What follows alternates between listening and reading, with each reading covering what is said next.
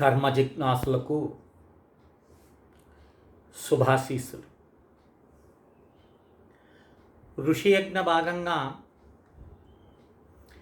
ఈరోజు మీకు తెలిపేటటువంటి ఒక ముఖ్యమైన అంశం ఏమిటంటే, ఈ శ్రావణ మాసంలో వచ్చేటటువంటి అతి ముఖ్యమైన వ్రతం. అనేకమైన వ్రతాలు ఉన్నాయనుకోండి, అతి ముఖ్యమైనటువంటి వ్రతం వరలక్ష్మీ వ్రతం. ఈ వరలక్ష్మీ వ్రతాన్ని ఎప్పుడు చేసుకోవాలా అనేటటువంటిది పెద్ద సమస్య అయిపోయింది. అంటే ఈ నెల ఆగస్టు 21వ తారీఖు చేయాలా, లేదా 28వ తారీఖు చేయాలా అనేటటువంటిది ఒక సమస్య అయింది. దీనికి పండితులు, జ్యోతిష్య పండితులు, సిద్ధాంతులు అనేకమైన విషయాలు చెప్తున్నారు. కానీ దేన్ని గ్రహించాలి, దేన్ని గ్రహించకూడదు అనేటటువంటి సందిగ్ధ స్థితిలో ప్రస్తుత మానవుడు ఉన్నాడు. ఇప్పుడు నేను చెప్పాను అనుకోండి, నన్ను అనుసరించేటటువంటి వాళ్ళు కొంతమంది ఉంటారు. లేదండి, మా స్వామి ఆస్థాన పండితుడు చెప్పాడండి, వారు చెప్పినట్టే మనం చేస్తాము అనంటే అది వారి ఇష్టం. ఒకటి గుర్తుపెట్టుకోండి, మనం చేస్తున్నది పూజ కాదు అని మైండ్లో ఉండాలి. వ్రతము అంటే అది కల్పోక్తంగా, నియమంగా ఉంటుందన్న విషయము ముందు గ్రహించాలి. పూజ నువ్వు ఇష్టం వచ్చినట్టు చేసుకోవచ్చు, కానీ వ్రతము, ఆ వ్రతానికి ఒక ప్రాధాన్యత అనేది ఇచ్చినారు. ఇక్కడ నేను 2 వర్షన్స్ మీకు తెలియచేస్తాను. ఏది చేసుకోవాలో అనేది మీ మనోగతం. ఎందుకంటే భగవంతుడు భావనకి, భక్తికి లొంగుతాడు. అర్థమవుతుందే?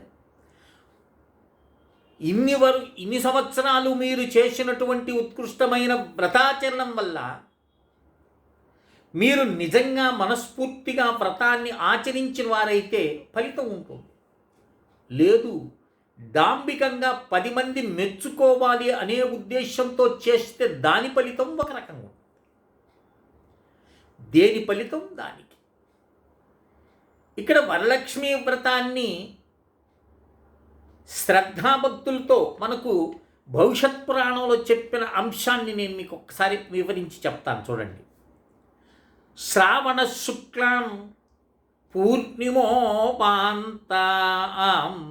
భార్గవత్తినేం వరలక్ష్మీ వ్రతం కార్యం ఉక్తశ్చాం భవిష్యోత్తరే శ్రావణస్యాసితే పక్షే పూర్ణిమోపాంతా భార్గవే వరలక్ష్మీ వ్రతం కార్యం మోక్ష సంపన్న ఫలప్రదం అని మనకు ప్రామాణిక శ్లోకం ఇది. అంటే శ్రావణ మాసంలో వచ్చేటటువంటి శుక్రవారానికి ముందు, అంటే పౌర్ణమికి ముందు వచ్చేటటువంటి శుక్రవారం నాడు వరలక్ష్మీ వ్రతం చేయాలి. పౌర్ణమికి ముందు వచ్చే శుక్రవారం అంటే 21 వస్తుంది. ఇది వరలక్ష్మీ వ్రతం కథలో చెప్పినటువంటి విధానంగా ఇలా చేసుకోవటం అనేది ఒక ఎత్తు. ఇక మరొక శ్లోక ప్రామాణికం కూడా ఇస్తున్నారు. అది ఏమిటంటే, యస్మిన్ వై శ్రావణే మాసే శుక్లాంతేతు భృగోర్ధినే ప్రారభ్య తద్వ్రతం తత్ర వరలక్ష్మ్యా యథాత్మవిహి అని అంటారు. అంటే ఒకవేళ పూర్ణిమతో కూడుకున్నటువంటి శుక్రవారం వచ్చిందనుకోండి, ఆ శుక్రవారం వచ్చిందంటే ఆ దినాన్నే వ్రతం ఆచరించాలి అనేది మరొక వాదన. కనుక ఇక్కడ మనం గ్రహించాల్సినటువంటిది ఏమిటి? 28వ తారీఖు శుక్రవారము, అలాగే పౌర్ణిమ ఉంది 28వ తారీఖు. పౌర్ణిమ ఉదయం వరకు ఉంటుంది, 9 ప్రాంత చిల్లర వరకు. నువ్వు వ్రతం ఎప్పుడు చేస్తావు? సాయంత్రం చేస్తావు. ఈ సాయంత్రం చేసేటప్పుడు పౌర్ణిమ గడియలైతే ఉండదు, శుక్రవారం మాత్రం ఉంటుంది. అది ఒక సమస్య కొందరికి. ఇకపోతే 21వ తారీఖు నాడు 21వ తారీఖు నాడు శుక్రవారం రోజు సాయంత్రం పూట మీరు వరలక్ష్మీ వ్రతాన్ని చేసుకోవచ్చు. ఇప్పుడు 2 విషయాలు మీకు నేను తెలియచేసిన. భగవంతుణ్ణి ఆరాధించాలి నిష్టగా అని మనసుండేటటువంటి వాడు కొన్ని పంచాంగాల్లో 28 చేసుకోండి అని కొంతమంది సూచిస్తున్నారు, మరికొన్ని పంచాంగాల్లో 21 చేయండి అని సూచిస్తున్నారు. చూడు, మేము వేదాంతులం, మేము జ్యోతిష పండితులం కాదు. మా సిద్ధాంతాలు వేరు. అనుక్షణం పరమాత్మ స్వరూపమే అనే భావంతో మేము ఉంటాం. కనుక మోక్షప్రదమైనటువంటి లక్ష్మిని ఆరాధించాలి అనేటటువంటి వాడు నేనిచ్చేటటువంటి సూచన, పౌర్ణిమ ముందు వస్తున్నటువంటి 21వ తారీఖు వ్రతాన్ని చేసుకోండి. ఏమి తప్పేమి లేదు, ఏం మునిగిపోయేది లేదు. అమ్మ ఆగ్రహం అంతకన్నా మీకు లభించదు, అనుగ్రహమే ఉంటుంది. అమ్మ పిలిస్తే పలికే దేవతండి. మనం అడగకుండానే ప్రకృతి ఎన్ని ఇస్తుంది మనకు. నువ్వు అడుగుతున్నావా? నువ్వు అడగకుండానే అని ఆ డ్యూటీ అని చేస్తుంది. ప్రకృత్యై నమః అంటారు మనం లక్ష్మీ అష్టోత్తరంలో మొట్టమొదటి నామం.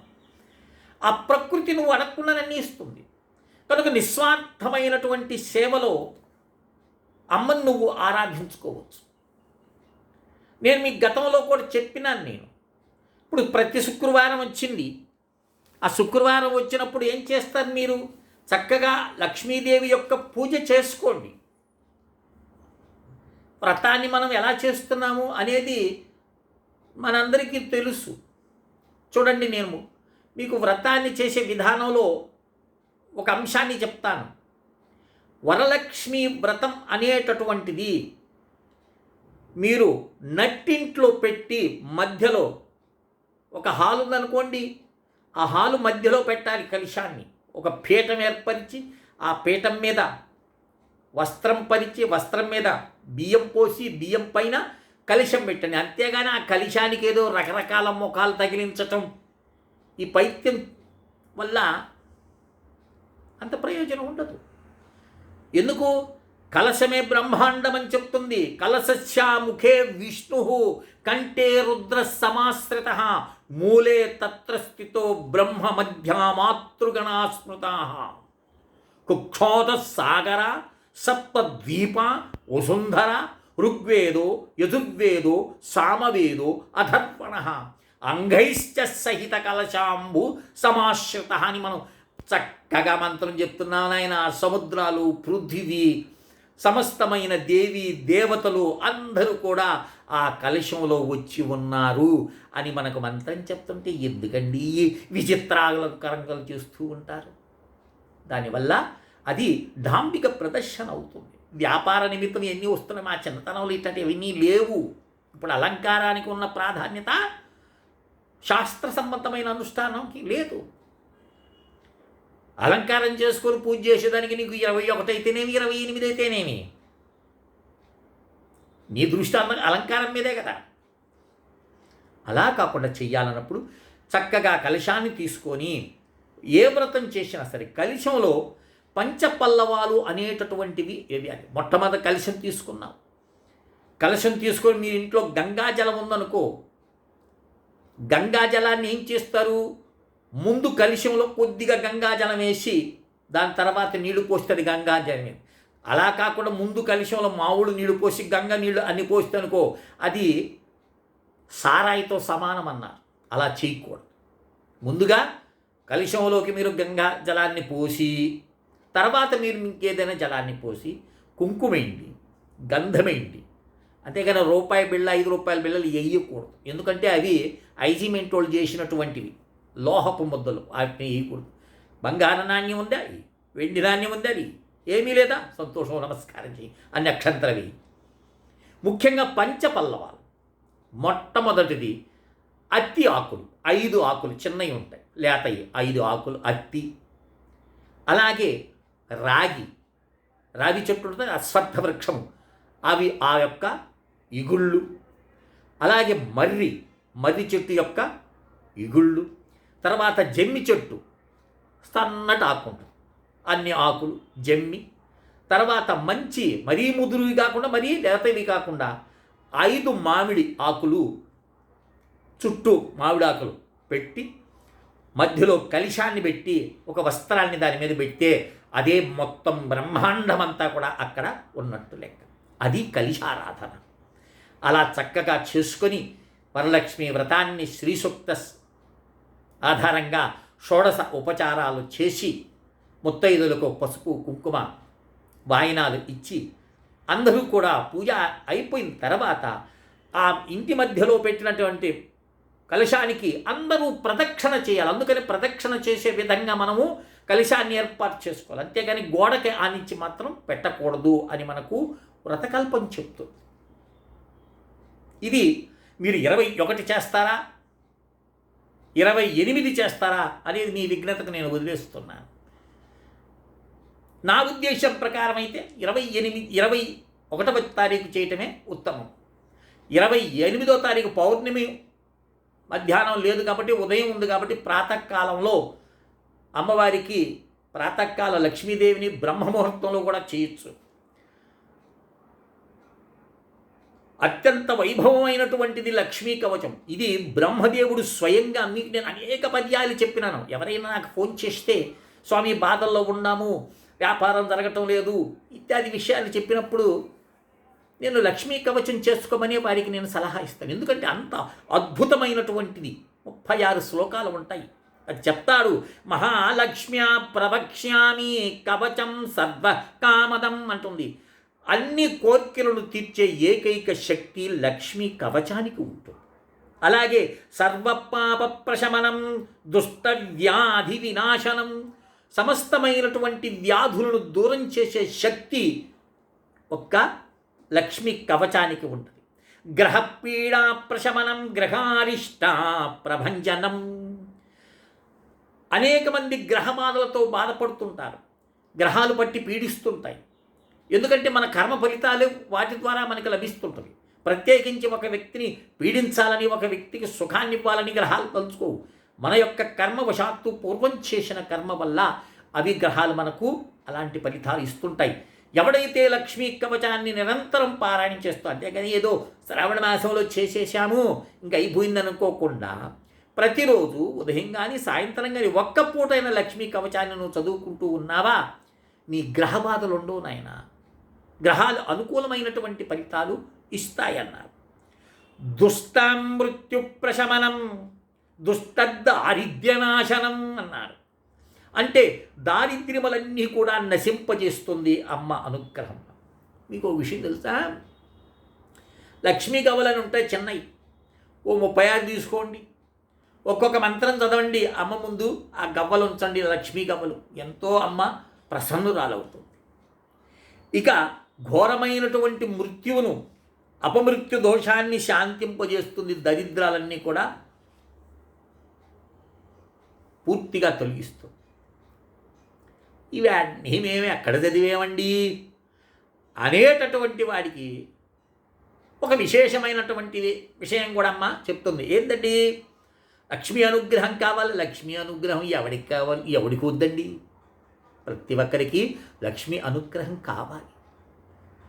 ఒకరికి ధన రూపంలో కావాలి, ఒక సుఖశాంతుల రూపంలో కావాలి, ఒకరికి ఆత్మజ్ఞాన రూపంలో కావాలి, అలాంటి వారికి విద్యా రూపంలో కావాలి. లక్ష్మీ నాకు వద్దు అనేటటువంటి వాడు ఎవడు ఉండడు. లక్ష్మి అందరికీ అవసరమే. ప్రకృతి మీద ఆధారపడినటువంటి ప్రతి ఒక్కడికి లక్ష్మి అవసరము. కనుక లక్ష్మీ అనుగ్రహం కోసంగా ఈ దానిమ్మ పండు ఉంటుంది కదండి, ఆ దానిమ్మ పండ్లను శుక్రవారం రోజు ఉదయాన్నే ఓ 3 పండ్లు తీసుకెళ్ళండి. అంటే మీ శక్తికి మీ పేరుతో అర్చన చేసుకొని అక్కడ లక్ష్మీదేవి ఆలయంలో చేసేటటువంటి పూజారు ఉంటారు, వారికి ఈ 3 దానిమ్మ పండ్లు దానం ఇవ్వండి. అలాగే 1 కేజీ ఆలుగడ్డలు, ఈ 2 కలిపి దానం ఇవ్వండి. ఇది సింపుల్ రెమెడీ. ఇంకొక విషయం, దానం ఇచ్చేటప్పుడు ఒకటి గుర్తుపెట్టుకోండి, దానం ఇచ్చేటప్పుడు ఇచ్చేటటువంటి వారి యొక్క ముఖము తూర్పుకు ఉండాలి, అది గుర్తుపెట్టుకోండి. తీసుకునేటటువంటి వాడి యొక్క ముఖము ఉత్తరంగా ఉండాలి. అంటే కానీ ఎదురుగా నిలబడి దానాలు ఇవ్వకూడదు, వాటి ఫలితం అంతగా విశేషంగా ఉండదని మనకు శాస్త్రం చెప్తుంది. అలా చక్కగా చేసిన తర్వాత అక్కడే మహాలక్ష్మి ఆలయంలో కూర్చొని ఒక్క పర్యాయము లక్ష్మి యొక్క కవచాన్ని చదువుకొని, ఇక మీకేం మంత్రాలు ఉపదేశం చేసే అవసరం లేదు, ఆ కవచాన్ని పారాయణం చేసుకుంటున్నావా నిత్యము, దానికి మించినటువంటిది మరొకది బ్రహ్మాస్త్రం లాంటిదండి లక్ష్మీ కవచము. కనుక ఆ కోరికలన్నింటినీ తీరుస్తుంది. ఇది మనకు స్వయంగా బ్రహ్మదేవుడు సుఖమహర్షికి చెప్పినటువంటి ఒక అద్భుతమైన 36 శ్లోకాలు ఉంటాయి. ప్రతినిత్యం చేయండి. ఇప్పుడు మీరు గ్రహించారనుకుంటాను వరలక్ష్మీ వ్రతాన్ని ఎలా చేశాలో ఎప్పుడు చేసుకోవాలి. ఇప్పుడు నేను చెప్పిన ప్రకారం 21వ తారీఖు వ్రతం చేయండి. లేదండి మేము 28 పౌర్ణమి ఉంది కాబట్టి ఆ రోజు చేసుకుని, నీకు 2 ప్రమాణాలు నీకు ఇచ్చినాను, ఆ రోజు చేస్తామంటే ఆ రోజు చేసుకోండి. లేదా 2 రోజుల్లో మేము అమ్మవారిని ఆరాధిస్తాం, షోడశ పూజ చేయండి, షోడశ ఉపచారాలతో అమ్మను ఆరాధించండి, లక్ష్మీ కవచం 2 రోజులు చదవండి, తప్పే ఉంటుంది. కనుక ఈ విషయాన్ని గుర్తుంచుకొని లక్ష్మీదేవి యొక్క అనుగ్రహం కోరేటటువంటి వారు ఈ వరలక్ష్మి వ్రతాన్ని 21 చెయ్యాలా 28 చెయ్యాలా అనేటటువంటి సందిగ్ధత నుంచి బయటికి వచ్చి నువ్వు ఏ రోజు చేసుకున్నా అది ముఖ్యమే. కనుక ఆ దృష్టితో ఆలోచించండి. పౌర్ణమి గడియలు ఉదయం సూర్యోదయం సమయంలో ఉన్నాయి, నిజమే. ఎప్పుడు 28వ తారీఖు 9 గంటల దాకా, 9 చిల్లర దాకా ఉన్నాయి. వ్రతం ఎప్పుడు చేస్తాం? సాయంత్రం చేస్తుంటాం. కొంతమందికి ఉంటుంది, అయ్యో పౌర్ణమి గడియలు వెళ్ళిపోయినాయి కదండి అని అంటారు. అలాంటి వాళ్ళు 21 చేయండి, ప్రమాదమేమీ లేదు. అయ్యో నువ్వు ఎందుకురా 21 చేసినావు అని అమ్మ ఆగ్రహానికి గురైతే కాదు. చూడు, నువ్వు ఏడుస్తూ అమ్మా అని పిలిచినా పలుకుతుంది, నవ్వుతూ అమ్మా అని పిలిచినా పలుకుతుంది. నీ భక్తి శ్రద్ధల మీద ఆధారపడి ఉంటుంది నాయన. అందుకని వివాదాలకు వెళ్ళద్దు.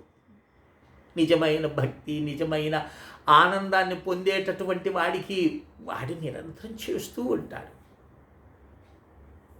కనుక చక్కగా విషయాన్ని గ్రహించారని ఆశిస్తూ ఈ వ్రతాన్ని చేసేటటువంటి విషయాన్ని మీకు నేను తెలియచేసినాను. చక్కగా ఆచరించి అందరూ కూడా మహాలక్ష్మి అనుగ్రహానికి పాత్రలవుతారని ఆశిస్తూ శ్రీ విద్యోపాసకులు శ్రీ మండే లక్ష్మీ నరసింహారావు లోకా సమస్తా సుఖినో భవంతు. ఓం తత్సత్, ఓం తత్సత్, ఓం తత్సత్.